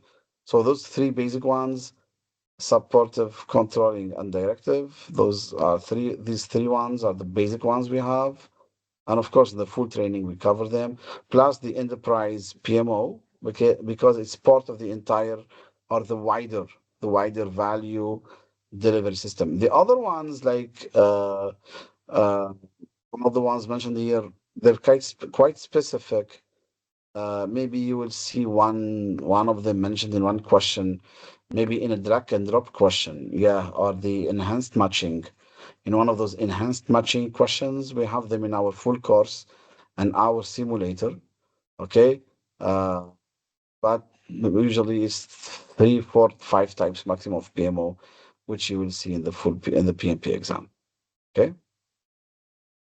And one of the last slides we're gonna have today, not it's not the last one, but I think one of the last slides is the key focus areas of the PMO. So the PMO's key focus areas are uh, establishing enterprise-wide good practices, okay, for the entire organization. Of course, we are always talking about project management practices, okay, for the purpose of following structure, not structure, sorry, following being part of that system for creating and delivering value, strengthening risk management capabilities, and I really appreciate this.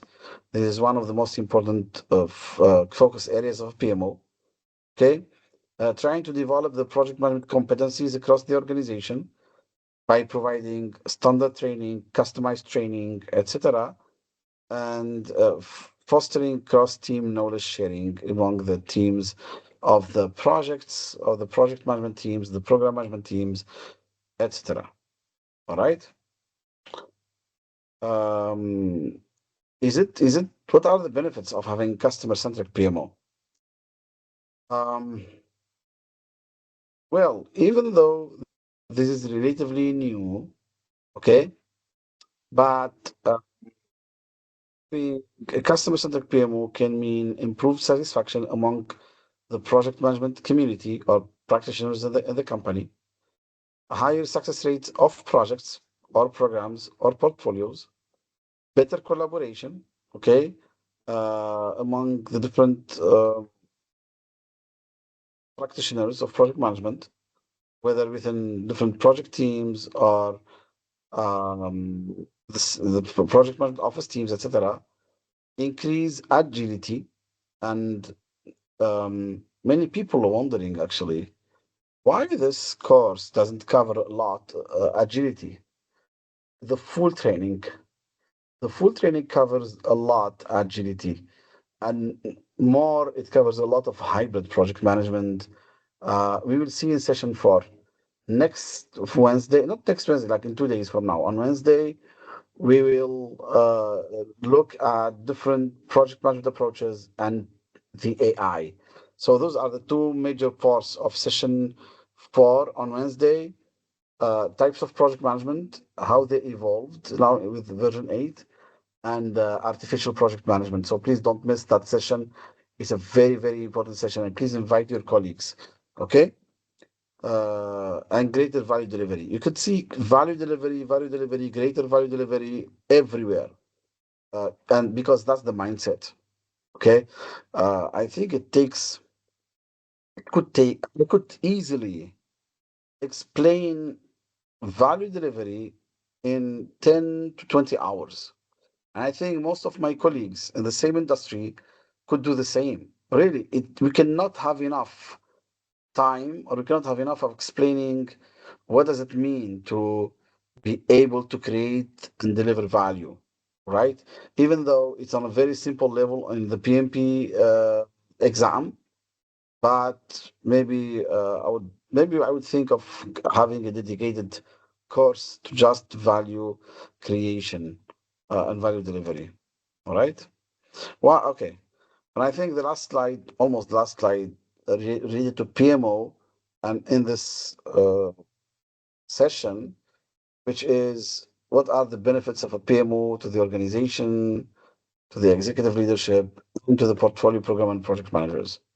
To the organization, having a PMO, which is such a fundamental role, even though not all organizations have PMOs, but having PMO to the organization means increased chances of project success, because the PMO tries to provide the project managers with whatever they need in order to succeed in their projects, whether it's tools, templates, training, approaches, support, etc. Align the strategy um, among different initiatives, boosting agility, especially the transformation to agility, reducing cost by better management of resources, uh, whether in the projects or in different other initiatives, and enhanced responsiveness uh, by the project management professionals. To the executive management or executive leadership means having informed decisions based on timely data, all right, because the PMO can provide that.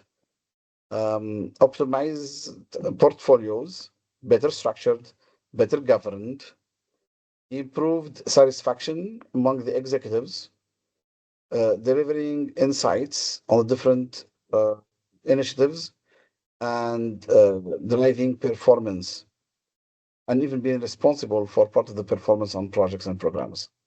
For the main customers, which are the portfolio managers, program managers, and project managers, a PMO provides guidance, support, uh, practices, standardized, customized training whenever that is necessary and needed by the project managers and program managers, optimized resource utilization across projects and programs, especially if there are limited resources and project managers are all in need of resources, then that's when the PMO they interfere and support that.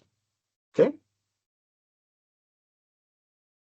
Maybe one last slide. Yeah, this is what I think this is the last one. I forgot about it, which is how to assess or how to reach or assess the PMO maturity level. So I will not go deep in this because it's not really part of the PMP. I just want to talk about it in case you need it.